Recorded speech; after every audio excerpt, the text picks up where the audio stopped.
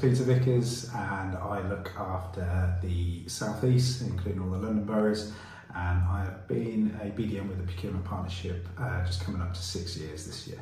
What is your favourite part about being a BDM? I enjoy the engagement that we get to have with our members and our suppliers as well. I like that hands-on approach, being able to help with the procurement activities that they have, offer our advice and support, and just being part of their process. What's the most challenging part of being a BDM, and how do you deal with it? I would say the most challenging part is the speed at which decisions are made. We can sometimes run tender activities that go on for months, even years. Deal with it just by being patient, understanding that in the public sector things never move quickly, so we have to be patient and understand their needs, but also offer solutions to our members and how they can speed up the process and reach a decision. How do you feel about the current state of the market? I think it's in a good position compared to where it was a few years ago, especially after COVID and the pandemic, and the delays with materials and the problems that suppliers had. I think lead times are back up to where they were pre-pandemic in most cases. I think the biggest problem facing the market at the moment is with electric vehicles in terms of members' capacity to take electric vehicles onto their fleet. Don't seem to have enough charging infrastructure in place, but there's an abundance of electric vehicles available. It's just finding homes for them all. If you were able to predict market trends, what do you think would be a new market trend in the near future? It's a very difficult question. I think for the area that I cover, particularly the London boroughs, I think utilising maybe smaller electric vehicles to do jobs, whereas previously they may have used larger panel vans or cage tippers, for example.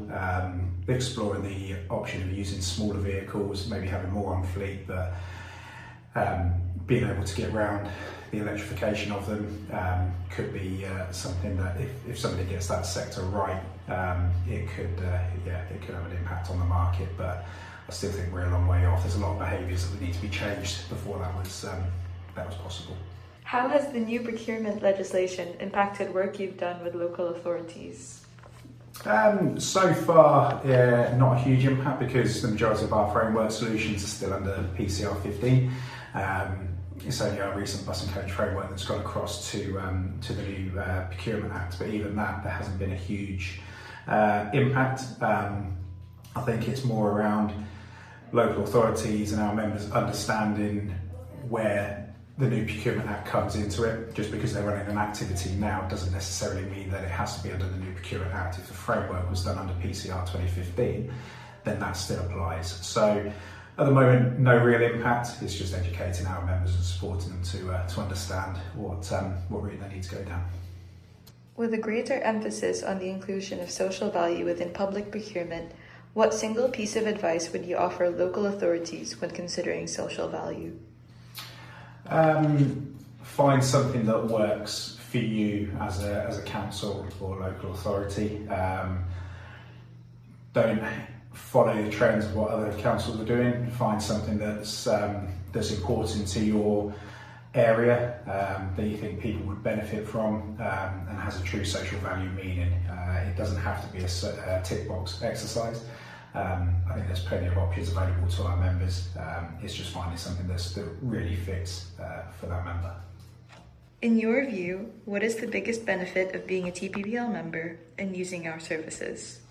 Our hands-on, dedicated approach to supporting with procurement activities, whether that's with myself and my colleagues as business development managers or dealing with our in-house tenders team who do a fantastic job. We're very much fleet focused. We are very good at what we do. And I think working with us, our members really see the benefit in that, and the fact that it's a free of charge service. We effectively act as consultants without charging a consultancy fee. But having that ability to be able to pick up the phone or ask somebody to come and sit in on a meeting and have that genuine advice, I think that's what sets us out.